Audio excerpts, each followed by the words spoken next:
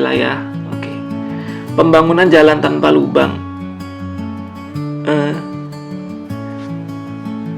Kayaknya kalau bangun jalan memang tanpa lubang deh Pak. Harus ditulis sih. Yang lebih efektif mungkin gini. Ini kayaknya nggak ada perempuan deh di timnya ini. Karena program perempuan maju ini masa cuma 2? Itu pun nggak kena gitu. Don't slouch. Oke. So, well, pilkada nih tinggal besok, lusa. Dan Jawa Tengah punya 2 pasangan calon gubernur dan wakil gubernur, Andika Hendy dan Lutfi Yassin. Mereka merilis dokumen visi, misi, dan program ke publik. Keduanya terlihat memiliki program yang menyeluruh, program yang banyak. Andika dan Hendy mengeluarkan dokumen sepanjang 48 halaman yang sebenarnya terlihat seperti kayak tulis tugas semesteran sih. Dan Lutfi Yassin mengeluarkan visi, misi, dan program mereka ke dalam bentuk slideshow 24 halaman yang sebenarnya lebih enak dibaca. Tapi bagaimana kita seharusnya memahami visi, misi, dan program yang mereka tulis? Well, keduanya sekilas tampak seperti rilis hasil proses ChatGPT dengan visi, misi yang standar dan generik menurut saya. Tapi kita bisa bedah satu persatu, kita bisa coba to read between the lines. Jadi apa yang sebenarnya mereka ingin ucapkan atau mungkin mereka sembunyikan. Pasangan pertama adalah Andika Perkasa dan Hendy, mantan wali kota Semarang.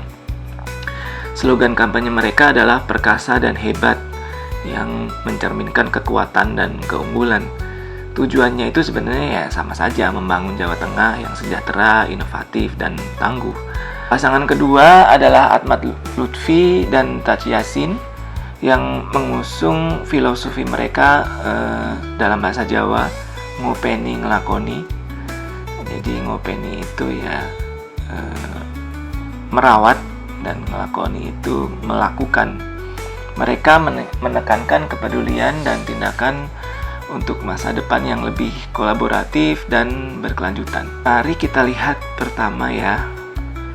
Untuk Andika Hendy, coba kita lihat. Jadi 48 halaman itu sebenarnya halaman 1 sampai 38 kalau tidak salah. Itu hanya berisi tentang statistik penduduk berdasarkan pendidikan, kemudian tingkat produktivitas, ketahanan pangan, budaya, pembangunan gender, ketahanan keluarga, bla bla bla, infrastruktur, transportasi. Jadi belum masuk ke visi misi sebenarnya. Nah, visi misinya baru dari halaman 32. Dan kalau dilihat sebenarnya ya seperti yang aku bilang tadi ya, tujuan mereka untuk menjadi gubernur dan calon gubernur itu yang pertama meningkatkan kesejahteraan masyarakat Jawa Tengah, memajukan Jawa Tengah, meningkatkan pelayanan kepada masyarakat Jawa Tengah, menyelesaikan isu permasalahan Jawa Tengah yang sudah mereka paparkan sebelumnya, meningkatkan inovasi. Ini tuh ChatGPT banget. Karena ya standar gitu. Ya memang seharusnya seperti itu. Dan mereka juga menulis dalam 5 tahun ke depan mereka berusaha untuk meningkatkan kualitas SDM, kualitas perekonomian, ketahanan pangan, kondisi sosial yang inklusif, budaya sesuai nilai estetika Jawa Tengah, kualitas dan kuantitas infrastruktur, tata kelola pemerintahan negara. Ini tuh sudah wajib gitu. Jadi tidak ada sesuatu yang spesial sebenarnya. Baru di halaman berikutnya mereka ingin mewujudkan Jawa Tengah yang aman, sejahtera, berdikari, ramah lingkungan dengan berbagai slogan.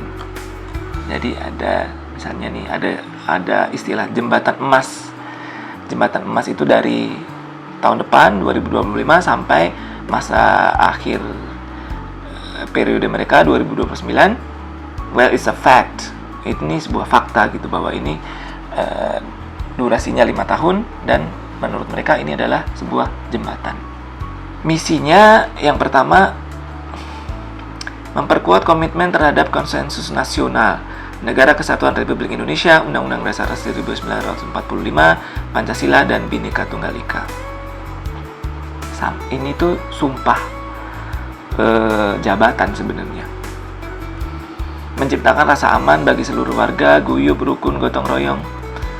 Oke, let's move on. Jadi kalau dibaca ya ChatGPT. Baru masuk ke sasaran-sasaran. Jadi misi pertama, memperkuat komitmen terhadap konsensus nasional. Itu sasarannya memastikan semua kebijakan dan tindakan pemerintah Provinsi Jawa Tengah serta masyarakat sesuai dengan prinsip-prinsip dasar negara, serta memperkuat rasa persatuan dan kesatuan di seluruh Indonesia dengan menghargai keberagaman dan menjunjung tinggi Pancasila sebagai dasar negara. Kayak pelajaran PPKN gak sih zaman SD?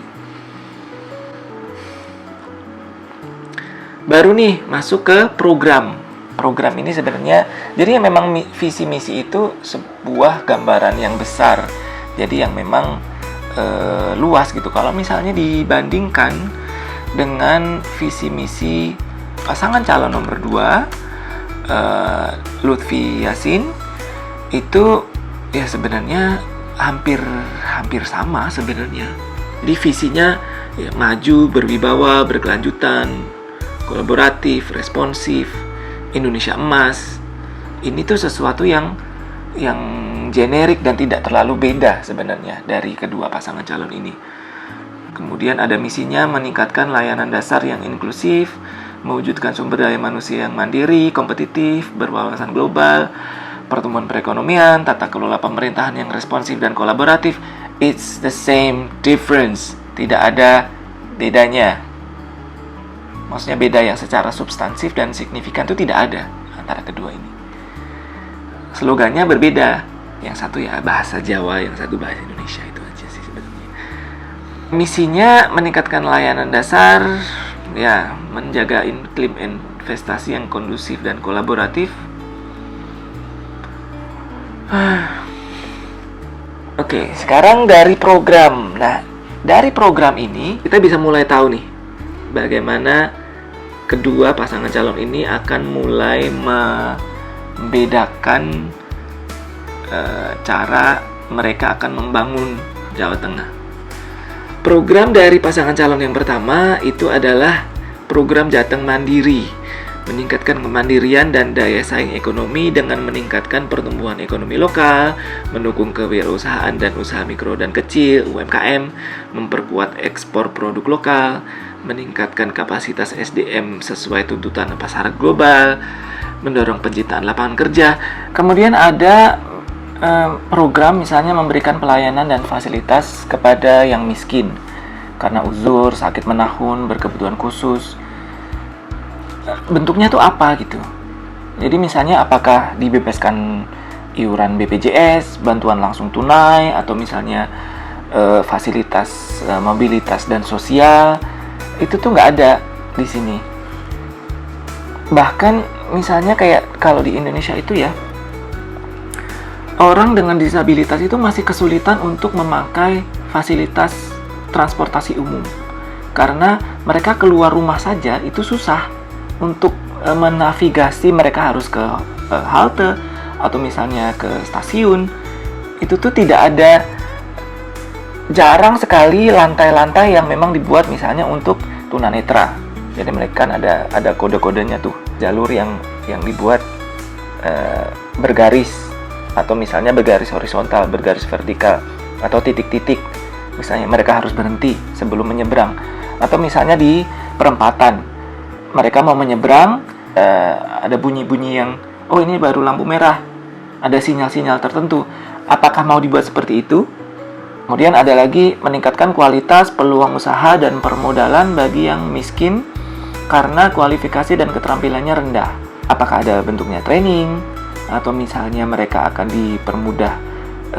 Jadi ada misalnya perda untuk perusahaan-perusahaan di Jawa Tengah diwajibkan misalnya kuota disabilitas. Kenapa tidak? Kemudian program Jateng Bugar, merevitalisasi dan mengembangkan puskesmas menjadi fasilitas kesehatan yang modern dan mendukung program kesehatan preventif, kuratif, dan promotif. Bentuknya tentu saja tidak ada. Apakah nanti misalnya merevitalisasi puskesmas diperbaiki, kemudian ya dimodernisasi, peralatannya apakah akan ditambah, puskesmasnya akan ditambah, dokternya ditambah, perawatnya ya dikembangkan aja gitu. Maksudnya dikembangkan ini dalam bentuk apa nih? Kemudian ada pengobatan Nusantara, pengembangan obat herbal, metode penyembuhan pijat, urut, meditasi. Apakah nanti akan diintegrasikan dengan pengobatan konvensional, ataukah mungkin misalnya ada center-center khusus untuk pengobatan herbal? Yang paling real ini ada ambulan perkasa, adalah pelayanan darurat kesehatan pertama standar rumah sakit di dalam ambulan. Jumlahnya berapa? Nanti apakah semuanya boleh pakai? Misalnya ada hotline untuk panggil ambulan itu? Ini tidak dijelaskan. Program Jateng Cerdas, peningkatan kualitas SDM dengan membuka akses dan pelayanan pendidikan yang terbaik bagi seluruh Jawa Tengah.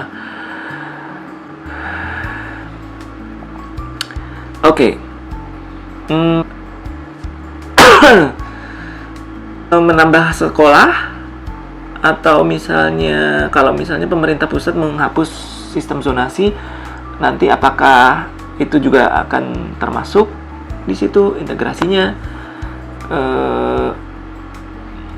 Ini tuh ada program yang apakah misalnya nanti guru honorer akan diangkat menjadi guru tetap, menjadi PNS? Apakah nanti gaji guru akan dinaikkan? Apakah nanti akan ada fasilitas untuk anak sekolah yang kekurangan buku, misalnya buku digratiskan? Pendidikan vokasi ini bagus nih ada. Ini misalnya memperkuat dan mengembangkan sekolah vokasi yang mampu menjawab kebutuhan kegiatan produksi, pengolahan pasca produksi, logistik, distribusi, dan pemasaran. Misalnya vokasi kopi di sekitar kebun kopi, vokasi karet diselenggarakan di sekitar kebun karet, vokasi tekstil di sekitar pabrik tekstil, dan lain-lain. Ini yang kita perlukan, Pak Andika dan Pak Hendy. Jadi kalau misalnya ada program tuh Pak, ada contohnya gitu, atau paling tidak ada konkretnya, ini seperti apa nih? Oh, di daerah ini ada produk unggulan, kita bikin vokasi di situ, pendidikan vokasi di situ. Memberikan beasiswa kepada peserta didik yang berprestasi dan memberikan pinjaman yang akan dikembalikan setelah selesai sekolah atau kuliah dan mendapatkan pekerjaan kepada mahasiswa miskin yang berkeinginan untuk berprestasi. Kayaknya semuanya pengen berprestasi deh Pak. Bahasanya saja sih yang aneh. Ini konsep yang bagus karena sudah ada di banyak negara, termasuk di Jerman, termasuk di Amerika Serikat. Jadi ini adalah pinjaman yang walaupun kalau misalnya di Uni Eropa itu sudah tersedia untuk seluruh warga Uni Eropa, namanya BAföG. Jadi mereka mendapatkan pinjaman dari pemerintah tanpa bunga dan baru harus dibayar setelah mereka lulus atau setelah mereka memiliki pekerjaan. Dan mereka pun mengembalikannya hanya setengahnya. Nah, kalau misalnya ini dijadikan konsep seperti itu, nanti dananya dari mana, ini besar sekali nih pasti. Tapi bagus, ini program yang sangat bagus. Sebenarnya sih bukan untuk warga miskin saja sebenarnya. Ini kan untuk perkuliahan ya, terutama. Walaupun di sini disebutkan sekolah, padahal sebenarnya sekolah itu ya kewajiban negara itu. Pendidikan itu hak kan. Jadi Undang-Undang Dasar nih, 45 pasal 31. Setiap warga negara berhak mendapatkan pendidikan. Ini jadi hak gitu. Dan setiap warga negara wajib mengikuti pendidikan dasar. Jadi ini sebuah kewajiban. Ini pun juga rancu sebenarnya. Wajib tuh kalau misalnya tidak dilakukan berarti kan dapat hukuman. Kalau misalnya anak sekolah, usia sekolah, kemudian tidak sekolah, Nah, ini hukumannya buat siapa? Apakah anaknya akan dihukum? Apakah orang tuanya yang akan dihukum? Itu untuk kayaknya pembahasan yang lain ya. Yang paling penting adalah ini, poin kedua, pemerintah wajib membiayainya. Jadi ada kewajiban pemerintah untuk membiayai pendidikan dasar. Ini bagi setiap warga negara, dan ini adalah amanat Undang-Undang Dasar. Jadi kalau itu dijadikan program spesifik, itu sebenarnya ya Pak, itu sumpah jabatan Anda, jadi nggak usah dimasukkan ke program spesifik sebenarnya. Jadi kalau sampai sekarang belum ada program yang khusus untuk membiayai anak-anak sekolah, ya berarti pemerintah belum melakukan kewajibannya gitu. Dan pendidikan itu nggak cuma SPP aja. Jadi misalnya ada buku, kemudian kalau kita diwajibkan pakai seragam, ya seragamnya berarti termasuk. Kemudian ada transportasi, bagaimana ini anak bisa dari rumah berangkat ke sekolah tanpa kesulitan, tanpa harus mencari tunggangan temen, atau misalnya dia harus mengejar bis yang cuma ada 2 kali sehari. Itu tuh banyak gitu, yang banyak daerah yang tidak ada transportasi umum, yang anak-anak baru 14 tahun, 15 tahun sudah harus pakai motor karena ya tidak ada pilihan. Apakah nanti misalnya diadakan bis sekolah misalnya, program dari pemerintah, atau misalnya ini ada program makan siang gratis, yang menurut saya sebenarnya bagus, karena keluarga itu tidak seharusnya dibikin repot untuk supaya anak ini bisa belajar gitu. Karena ya itu tadi, pendidikan itu adalah kewajiban pemerintah untuk menyediakannya gitu. Jadi kan tugas orang tua bagaimana ini anak bisa sekolah gitu ya. Kemudian ada provinsi yang smart. What does it even mean? Yang dapat menjembatani berbagai kebutuhan masyarakat perkotaan hingga pedesaan. Ini maksudnya apa, saya nggak tahu. Kemudian ada program Jateng Digital, jaringan internet yang berkualitas tinggi dan gratis di ruang publik di Jawa Tengah, pasar, rumah sakit, sekolah, dan lain-lain. Ini masalah yang akan muncul adalah bagaimana memastikan internet ini dipakai sesuai peruntukannya gitu, sesuai yang ya harusnya untuk belajar atau untuk training atau untuk berdiskusi, dan bukan untuk main game atau nonton YouTube yang sifatnya entertainment, atau misalnya ya judi online misalnya. Bagaimana itu nanti akan dibatasi? Kan susah ya. Jaringan internet itu ya caranya adalah SDM-nya yang harus dikasih tahu gimana caranya memanfaatkan internet. Ada program Jateng Petani Sejahtera, produsen pangan untuk menaikkan posisi tawar, peningkatan kapasitas petani menjadi produsen pangan. Ini sebenarnya bagus karena masalahnya adalah itu tadi, ketika ada panen besar, panen raya, ya hukum ekonomi. Hukum ekonomi itu kalau supply-nya banyak, ya harganya pasti turun. Nah, ini bagaimana caranya cheat the system, bagaimana caranya mencurangi sistem ini, ya mengurangi supply mentah dengan cara menyalurkan misalnya yang sebagian untuk diproduksi kembali. Jadi ada value added di situ, ada diolah kembali. Itu bagaimana? Apakah nanti akan dibuka pabrik-pabrik pengolahan, sama dengan Jateng Nelayan Tangguh. Pelayanan terpadu satu pintu untuk mempermudah, mempercepat, mempermurah seluruh macam dan proses perizinan yang diperlukan nelayan melalui konsolidasi dan sinergi kerja antar lembaga terkait. Oke, berarti pelayanan satu pintu. Yang bermasalah ini berikutnya. Mendorong dan memperluas gerakan gemar makan ikan laut. Maaf, ada mesin. Lama banget.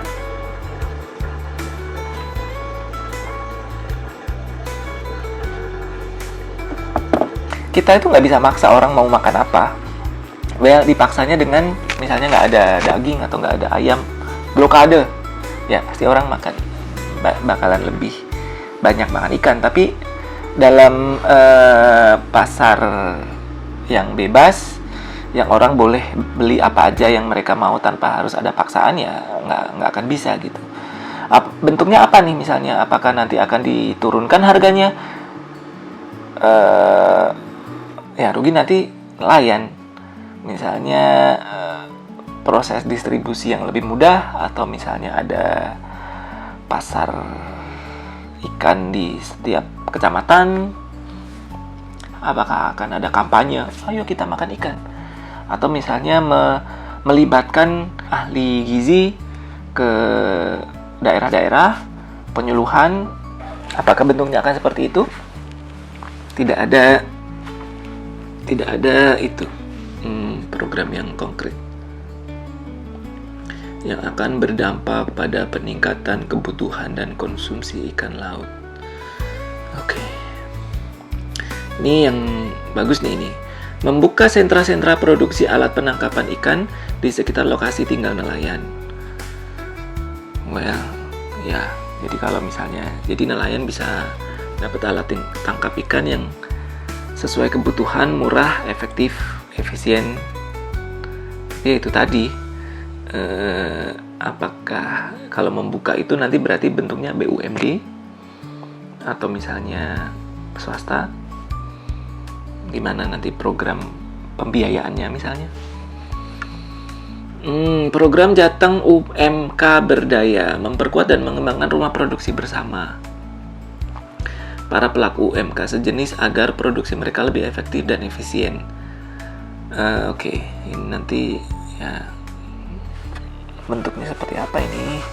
Duh, nggak kebayang. Ini ada program Jateng Bakulan Lancar. Dukungan modal usaha yang mudah, cepat, murah kepada pedagang kecil di pasar dan perumahan. Apakah nanti misalnya tanpa anggunan? Atau bunga yang rendah? Atau misalnya nanti skema peminjaman yang berkelompok misalnya? Jadi pinjaman yang diberikan kepada kelompok, bukan perorangan. Nah ini gimana ini? Nggak ada. Bentuk dukungannya tuh apa gitu? Misalnya ini ada dukungan perbaikan dan pengembangan alat usaha. Ini yang lebih absurd lagi, yang lebih bukan absurd, yang lebih abstrak. Peningkatan kapasitas pedagang kecil untuk mengkonsolidasikan, mensinergikan, dan mengorganisir jaringan usaha. Nggak ngerti saya. Peningkatan kapasitas pedagang kecil, apa maksudnya? Peningkatan kapasitas pedagang kecil untuk mengkonsolidasikan, mensinergikan, dan mengorganisir. Bakalan ada union, bakalan ada apa tuh namanya, serikat misalnya untuk pedagang kaki lima atau gimana? Bapak nih, Pak Andika, Pak Hendi, gimana ini bentuknya? Pemberdayaan pedagang kecil agar bersatu dan kompak. Harus kompak. Yeay, bersatu. Persatuan Indonesia. Apa bentuknya? Serikat PKL misalnya, atau serikat dagang supaya nggak rebutan area misalnya, atau gimana? Nggak tahu nih, aduh. Ini tuh bahasa awang-awang banget yang perlu diterjemahkan, oke? Jadi untuk calon-calon rakyat di masa depan, please dijelentrehkan di apa ya? Di what's the detail, man? What's the detail? Program Jateng Pekerja Sejahtera memberikan subsidi terhadap pengeluaran buruh seperti pengeluaran transport, perumahan, kesehatan, peningkatan kapasitas melalui pendidikan, keterampilan, dan alih profesi. Memberikan subsidi. Oke, skemanya gimana? Skemanya nanti itu soalnya ini bisa abused, bisa rentan disalah gunakan. Jadi harus ada skema yang jelas. Peningkatan kapasitas pekerja agar mempunyai kesempatan yang lebih baik di tempat kerja dan masyarakat. Peningkatan kapasitas pekerja. Training, oke. Fasilitas kerjasama organisasi pekerja yang konstruktif dan kondusif. Aneh. Memfasilitasi pekerja untuk mendapatkan hak-haknya seperti kenaikan upah secara rutin, cuti haid dan kehamilan, jaminan kesehatan, jaminan pengangguran, jaminan hari tua. Perda, maksudnya melalui perda. Why don't you just say kami akan mengeluarkan peraturan daerah tentang kenaikan upah secara rutin. Naikkan aja itu upah minimum provinsi. Kan itu yang berhak gubernur dan wakil gubernur. Sebutkan aja. Kalau memfasilitasi pekerja untuk mendapatkan hak-haknya, serikat pekerja, kemudian ada pemerintah di baliknya gitu. Kemudian di sisi lain ada swasta gitu. I'm not sure. Cuti haid dan kehamilan bentuknya harus perda itu. Jaminan kesehatan ada BPJS. Oke, jaminan pengangguran, jaminan hari tua, skema biayanya dijelaskan. Ya. Program Jateng Berbudaya menguatkan budaya birokrasi yang memiliki integritas, anti korupsi, melayani publik dengan hati dan transparan, dan tetap mampu membangun budaya kerja yang dinamis dan kolaboratif serta responsif akan perubahan. Ini berarti revolusi mental. Revolusi mental yang menyeluruh, yang komprehensif ya. Nah ini ya bisanya ya dimulai dari pendidikan sih. Memperkuat dan mengembangkan kebudayaan dan kesenian Jawa Tengah dengan membuka ruang seluas-luasnya kepada seluruh masyarakat untuk mengembangkan kegiatan-kegiatan budaya, hiburan, kesenian yang kreatif, inovatif, solutif, dan futuristik. Oke. Ini bentuknya apa nih? Misalnya membuka teater, membuka tempat ruang seni, membiayai organisasi-organisasi kesenian. Banyak contoh yang bisa ditulis. Kenapa hanya begini? Ini bukan program, ini tuh visi.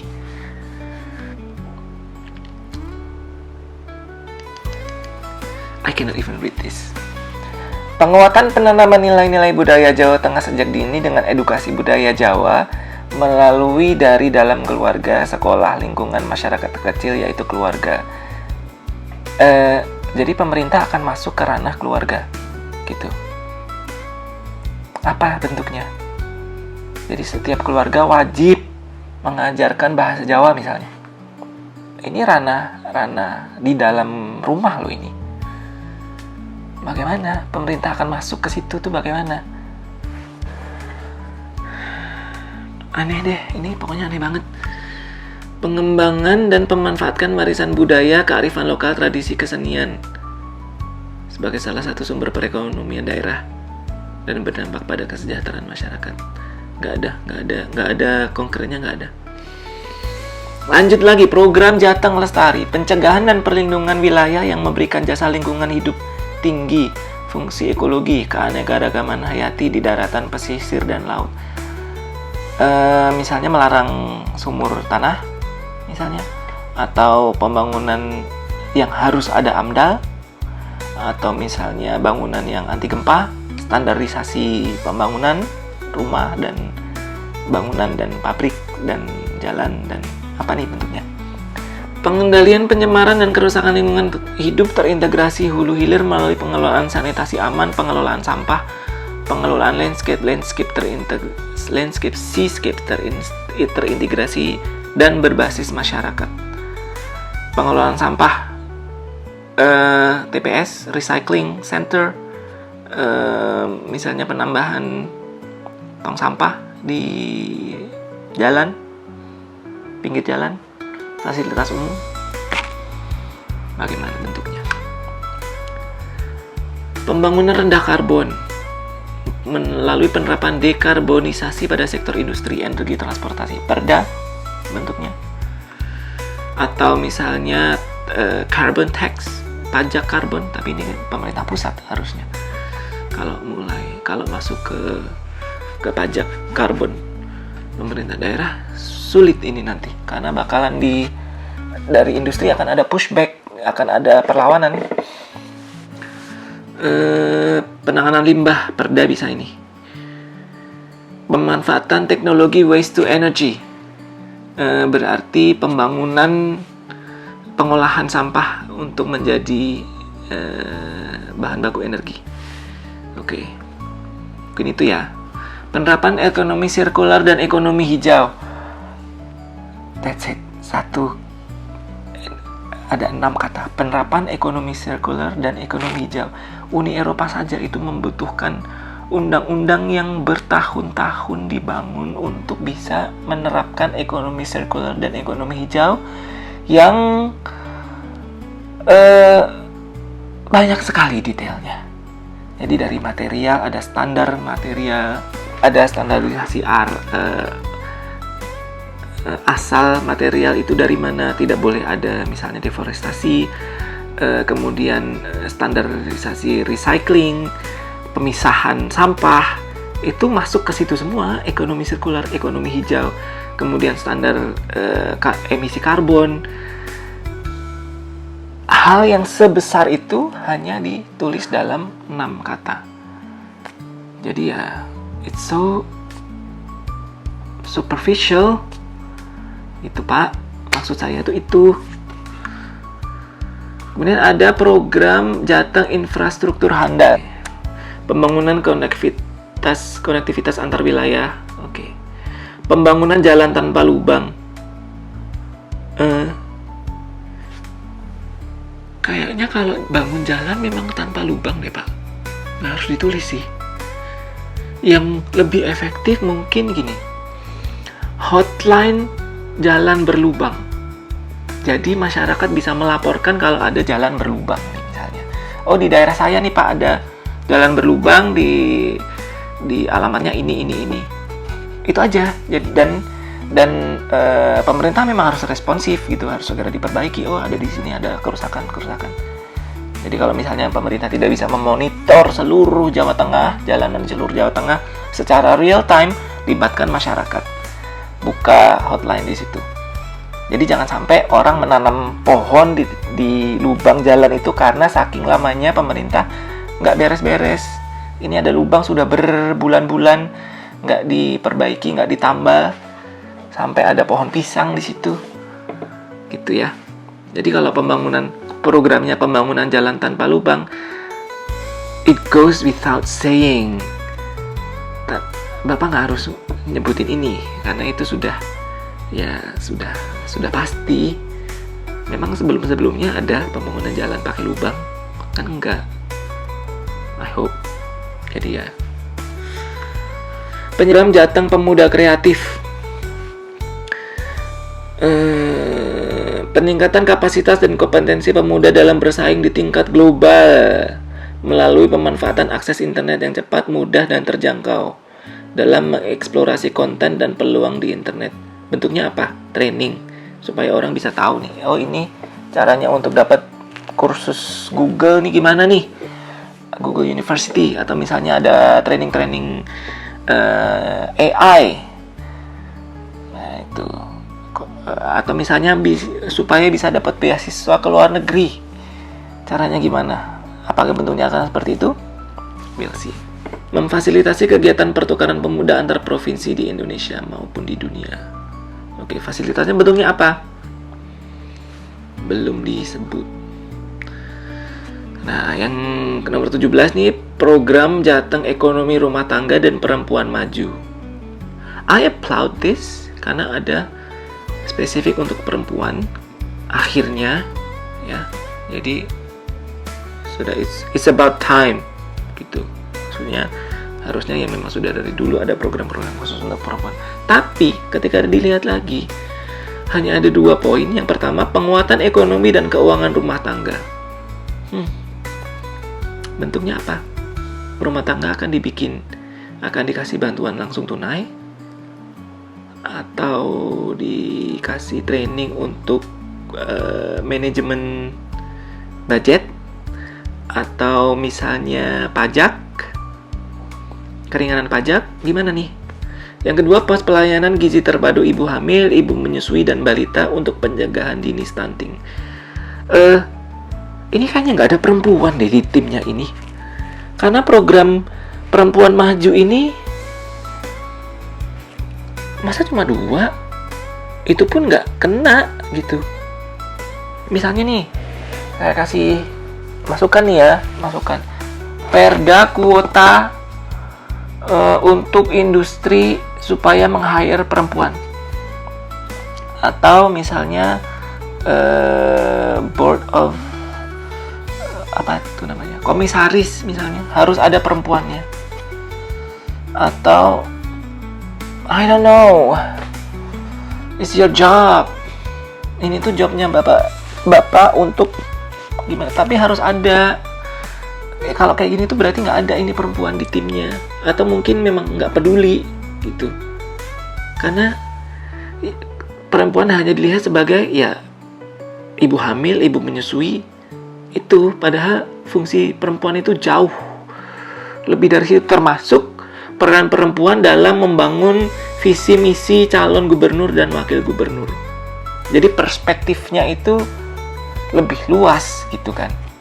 Apa nih kebutuhan-kebutuhan perempuan di kehidupan nyata dalam karir mereka? Misalnya, oke, kalau misalnya perempuan memilih untuk memiliki anak, dia sebagai PNS atau dia sebagai pekerja di perusahaan swasta, apakah nanti akan ada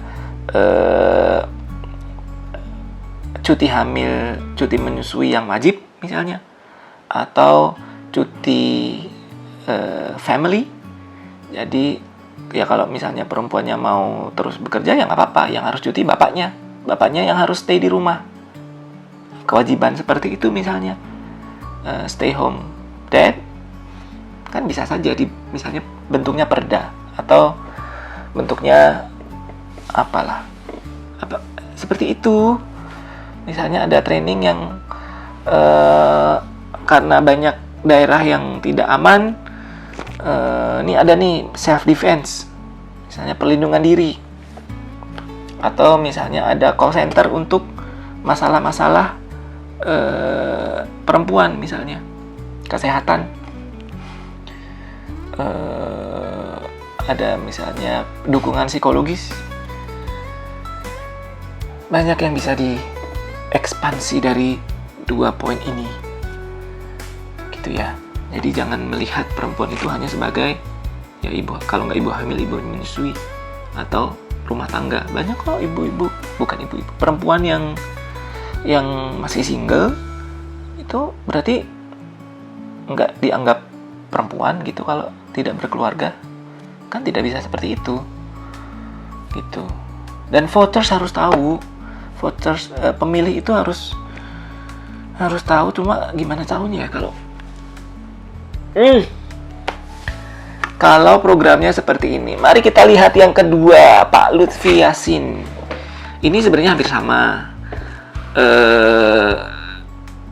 Secara umum ChatGPT banget. Ya namanya umum. Maksudnya umum. Tidak terlalu berbeda secara substansi dengan Pak Andika Hendy. Pengennya apa ya? Jateng maju gitu. Ini di backup oleh banyak sekali partai. Jadi kita harap programnya lebih spesifik ya Pak. Mari kita lihat. Jawa Tengah merupakan daerah yang layak menyandang gelar epicenter of history. Ini membangkitkan romantisme masa lalu gitu. It's a good thing, tapi bisa jadi berbahaya. Karena ya romantisme masa lalu itu problematik sebenarnya.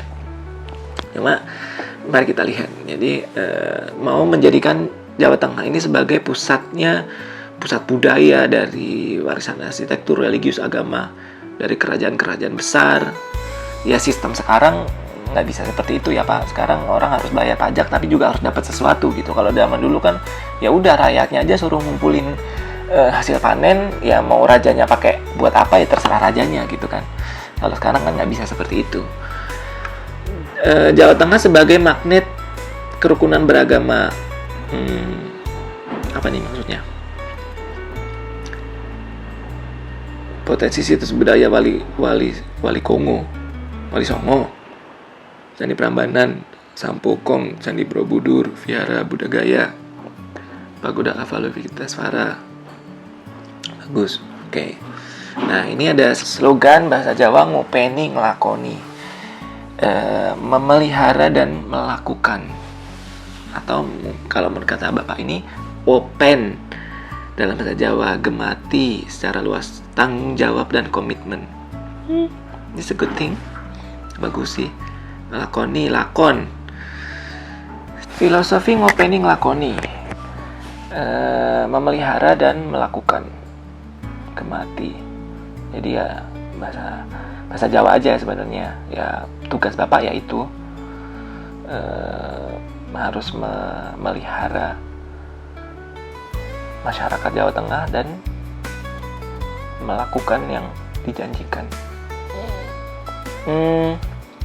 Dari 24 halaman ini ya isinya yang awal-awal sih seperti sama aja, misalnya kayak demografi, kemudian ada kondisi di Jawa Tengah, statistik, indeks pembangunan manusia di Jawa Tengah per kabupaten dan kota.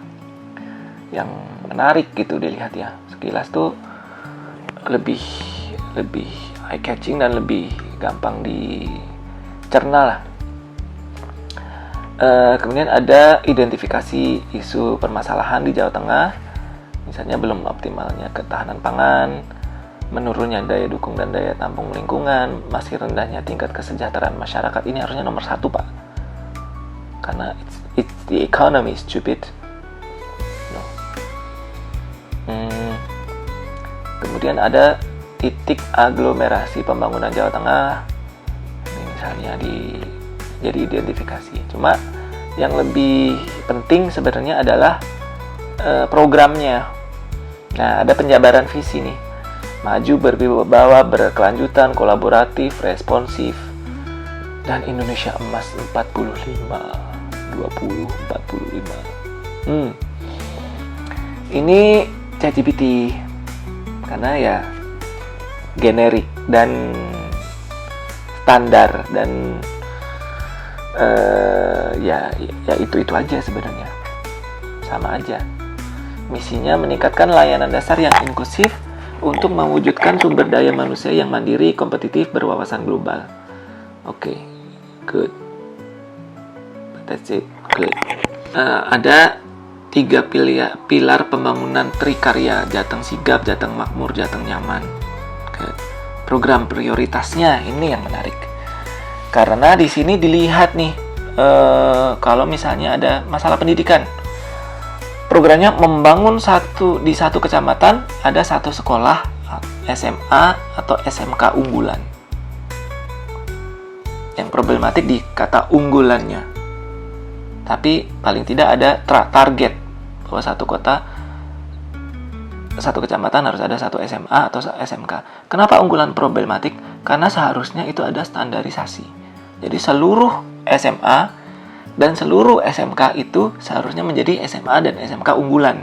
Ini adalah cara pandang Indonesia yang masih aku pengen sekolah di SMA misalnya nih ya di Solo, SMA 1 atau SMA 3 karena itu SMA unggulan. Kenapa nggak di SMA 2, 4, 5, 6, 7, 8? Kenapa mereka berbeda? Gitu. Yang jadi masalah yaitu tadi SMA unggulan cuma ada satu. Jadi yang unggul, yang mendapatkan fasilitas yang maksimal, optimal, guru-gurunya bagus-bagus, ya cuma di situ aja. Ada laboratorium, ada guru yang mumpuni, sertifikasinya bagus, fasilitasnya lengkap, ya cuma ada di SMA SMK unggulan itu. Itu tuh cara pandang yang salah sebenarnya. Kenapa tidak semuanya disamaratakan? Caranya bagaimana? It's yours to find out. Apakah misalnya gurunya dirotasi, yang stres gurunya sih itu nanti, atau misalnya proses standarisasi yang lebih ketat. Masalahnya di SDM gurunya itu nanti juga Jadi banyak gitu yang fasilitasnya disamaratakan. Jadi jangan dianak emaskan SMA 1, SMA 3 karena unggulan jadi dananya lebih besar di situ. Ya berarti tidak ada keadilan sosial. Itu masalahnya. Tapi paling tidak ada target satu kecamatan, satu SMA, SMK unggulan. Ini adalah awal yang bagus. Tapi seharusnya tujuan utamanya adalah SMA, SMK, ataupun SMP, SD, standarnya harus sama dan semuanya harus menjadi unggulan. Peningkatan gaji guru formal dan non-formal. Ini bagus, karena gaji guru itu menyedihkan gak sih di Indonesia tuh? Bahkan kayak misalnya guru honorer. Jadi ada belakangan ini ada investigasi Kompas nih. Guru yang mau naik dari honorer itu tuh harus sampai ya susah gitu untuk bisa buat guru untuk bisa sejahtera itu susah di Indonesia gitu. Jadi bagus, memang harus ditingkatkan gajinya itu ya. Pelayanan kesehatan yang paripurna. Pelayanan tanpa antri buat lansia, ibu hamil, disabilitas, pensiunan di RS. Ini bagus. Jadi memang ada konkret. Kalau Anda lansia, tidak harus antri. Masalahnya, kalau jumlah rumah sakitnya terbatas, bagaimana nih? Apalagi di kota-kota besar, misalnya di konsentrasi penduduk yang padat, misalnya. Atau banyak lansianya, banyak ibu hamil dan disabilitas, atau banyak pensiunan, itu nanti bagaimana distribusinya, itu yang harus cari lagi. Mendorong penyediaan satu desa kelurahan di setiap puskesmas pembantu. Ini bagus. Mendorong penyediaan satu dokter, satu bidan setiap puskesmas pembantu. This is good. Ini tuh detail gitu. Jadi kalau misalnya Pak Lutfi Yasin kepilih nih, kita bisa nagih. Nih loh Pak, di kecamatan saya belum ada sentra rumah kreatif misalnya. Atau misalnya mendorong pembangunan sport center di setiap kecamatan. Kecamatannya belum ada sport center. Jadi kita bisa tagih. Kalau Pak Andika Hendi kepilih, kan programnya misalnya memajukan kesehatan warga Jawa Tengah. Bentuknya apa? Gitu. Ya kalau misalnya puskesmasnya nggak ada atau apanya nggak ada, mereka bisa berdalih, ya saya sudah bangun posyandu misalnya. Tapi itu kan secara umum gitu, belum yang spesifik satu wilayah atau satu kota. Jadi ini bagus nih. Membangun 1000 desa kampung wisata baru. Mewujudkan satu desa satu produk unggulan go internasional. Jadi setiap desa ada produk unggulannya dan akan didukung. Mendorong pembangunan satu desa satu lumbung pangan. Ini kan konkret gitu ya. Jadi satu desa harus ada satu lumbung. Kalau belum ada, kita tagih ke gubernurnya. Walaupun masih banyak bahasa-bahasa, misalnya mengembangkan, mendorong, optimalisasi, itu ya bahasa-bahasa politik sebenarnya. Membangun sistem transparansi publik kewilayahan yang terintegrasi. Apakah akan ada misalnya data penduduk kemudian bisa diakses publik atau gimana? Menciptakan keterbukaan perekrutan pegawai daerah. Nah, ini jadi misalnya nanti dibuka portalnya, seleksi pegawai daerah itu seleksinya, prosesnya seperti apa, itu nanti akan dibuka. Meningkatkan kesejahteraan perangkat desa, menaikkan gaji. Mendorong pembangunan giant sea wall, tanggul laut. Menghadirkan infrastruktur yang carbon neutral. Ya masih agak-agak di permukaan, tapi sudah lebih detail lah. Mendukung Jawa Tengah bebas peredaran narkoba. Caranya Apakah ada perda? Kalau misalnya hukuman ditingkatkan, itu kan harus dari nasional, nggak bisa dari daerah. Misalnya ada dari batas-batas Jawa Tengah itu kan ada yang internasional tuh masuknya dari pelabuhan, dari bandara. Apakah akan ada pengetatan di situ? Bagaimana supaya membatasi narkoba yang masuk misalnya? Itu belum ada. Perlindungan terhadap warisan budaya Jawa di Jawa Tengah. Caranya melindungi warisan budaya gimana nih? Budaya itu kan sebuah konsep yang abstrak ya. Jadi intangible. Ada produk-produk budaya yang berbentuk benda ada. Jadi misalnya kayak candi, pemugaran misalnya, atau keraton misalnya direvitalisasi, diperbarui, dibangun lagi, diperbaiki bisa. Atau intangible. Jadi misalnya kayak budaya-budaya kayak misalnya batik, ada barangnya batik, tapi cara produksi untuk motif-motif tertentu itu kan turun temurun dan belum ada sebuah otoritas yang memegang seluruh pengetahuan tentang itu gitu. Jadi yang definitif, oh ini dari Jawa tuh begini. Dokumentasinya belum ada, yang komprehensif tuh belum ada. Apakah akan dibuat seperti itu? Bisa saja. Itu. Jadi kalau dibandingkan yang pertama, Pak Andika dan Hendy itu lebih ke visi yang generik, visi yang umum, visi yang besar, misinya juga begitu, programnya juga sama saja. Jadi tidak ada bedanya. Pak Lutfi Yassin sama saja sebenarnya. Ada beberapa detail yang lebih spesifik, tapi ya masih bisa ditingkatkan lagi. Jadi kalau dirangkum itu ya Pak Andika Hendy itu pendekatannya lebih ke makroekonomi. Jadi transformasi industri yang berskala besar, dan bagaimana memposisikan Jawa Tengah itu menjadi pemain ekonomi yang major gitu di nasional internasional. Kalau Pak Lutfi ini lebih ke grassroots development. Jadi fokusnya ke memperkuat komunitas, kemudian UMKM, rural area, dan dua-duanya bagus dan dua-duanya harus dilakukan gitu. Tapi ada misalnya kayak punya Pak Lutfi Yassin untuk fokus di ekonomi grassroots, ekonomi lokal, ekonomi rural itu kan memperkuat UMKM nih misalnya.